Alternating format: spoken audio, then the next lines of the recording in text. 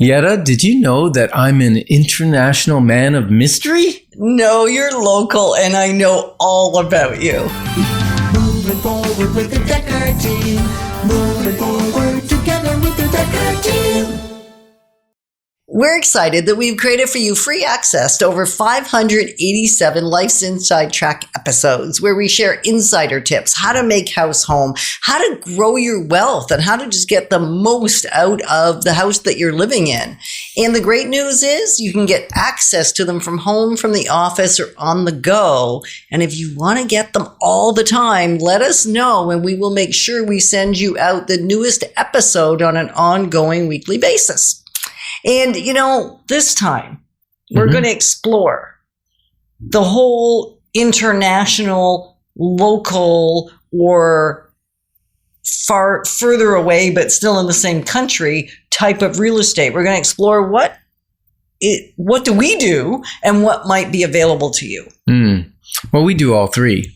Yeah. And it's interesting. And so we're going to explore some of the pitfalls. Yeah, the pros and cons. We're going to stick on the pros and cons idea because everything has its pro or its con, right? Yeah, there's nothing that's perfect. No. It's a good thing that the P in perfection stands for poison. P in perfect stands for poison. That's why I'm so glad you're not perfect. Yeah, and I'm glad you're not because that would be true for both of us. And so as we look at local real estate, what are some of the advantages? Or the pros. Yeah, well, if you're talking local, I think is like in the same town you're in. It's easier to have market knowledge. Yep. It's easier to get to if it needs some maintenance. Well, and you may, even if you have a property manager or you have a team of people that take care of it for you, you may be using those same people for your own home to do maintenance. And so it's just a spillover. So it's just easier to care for because you're already in the process of dealing with something local, like even grass cutting. Yeah, easier to have contractors that you know and you trust because you're already in that market, right?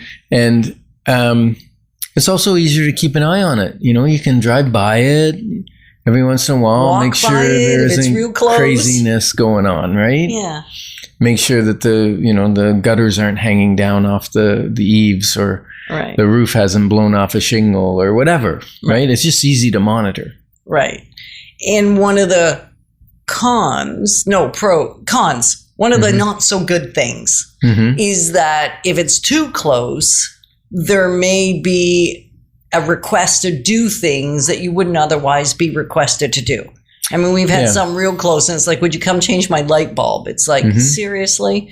But yeah, it's a familiarity as well. Like for instance, if you're in a duplex and you live in one side and you rent the other side, it's easy for them to become friends more than tenants. Right. And so then when there's a hard conversation to have, it's more difficult to have it. Or if they might take advantage of your friendship as opposed to a landlord-tenant relationship. Right. And even as a landlord, you may think you can do more than you really can do based on the relationship. I think it could go either way in terms of who might be taking advantage. Yeah, it could go either way. It's just harder to, the lines are blurred if somebody's too local. Right.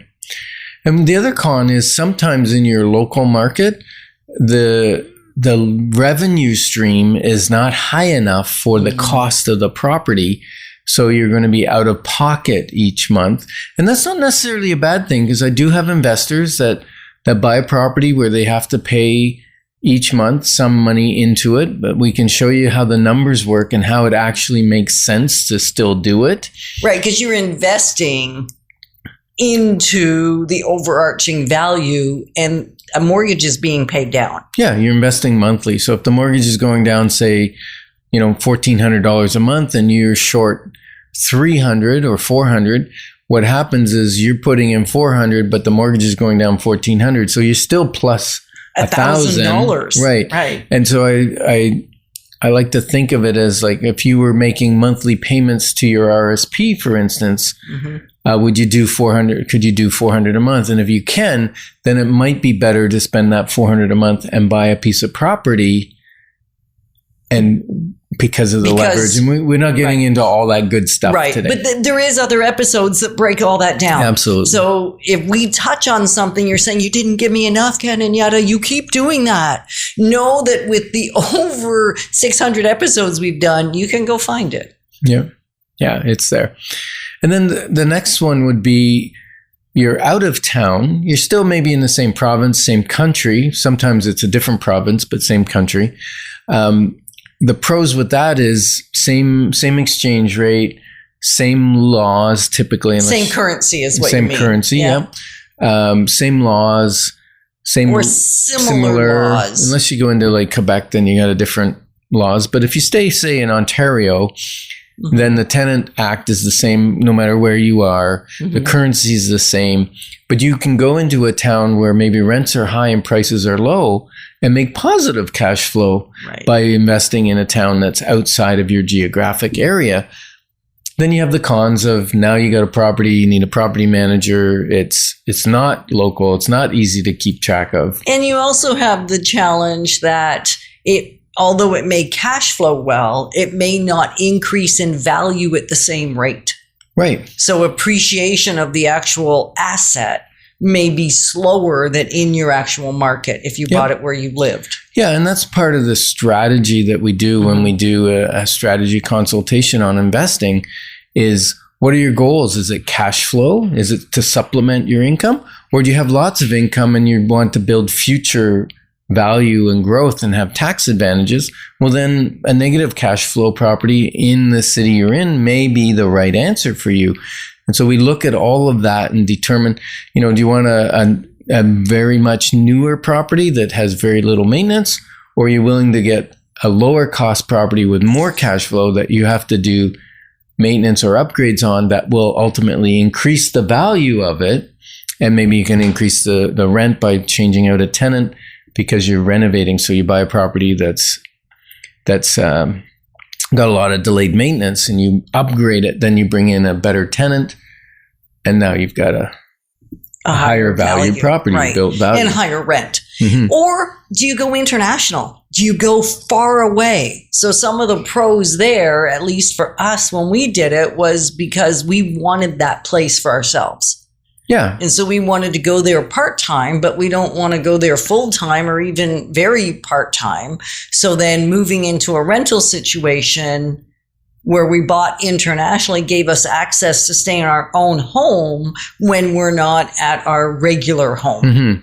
And we rent that, but then again, there's higher carrying costs, higher maintenance costs, higher management costs, but it's cost of doing business, right? So we've got our dream home in another warm country that we can go to a week or two in the wintertime or a few weeks, and it's still paying for itself primarily due to the rental income. So that gave us the best of two worlds. Now, pros and cons for that international thing. It's riskier. It's riskier. It's way riskier because there's laws that you can't possibly unknown. The type of ownership may not be as simple as the ownership here. Your currency is going to be different. So you're dealing with an exchange rate challenge that you may not see coming. And then there may be language barriers. Yeah. And the positive, though, is you're dividing your risk somewhat because now you have some of your investment in a different country, in a different currency, and they may accelerate because it's in a vacation area. It may continue to accelerate when the market in Ottawa or Toronto or wherever stalls out. Right. So you've got that diversity. And so exploration is the bottom line, could be half the fun of this. So if you're thinking international, local, or somewhere in between, let's have a clarity call and sort that out. Yeah. So thanks for growing alongside of us because we're passionate about all of us being positioned for generational legacy. Moving forward with the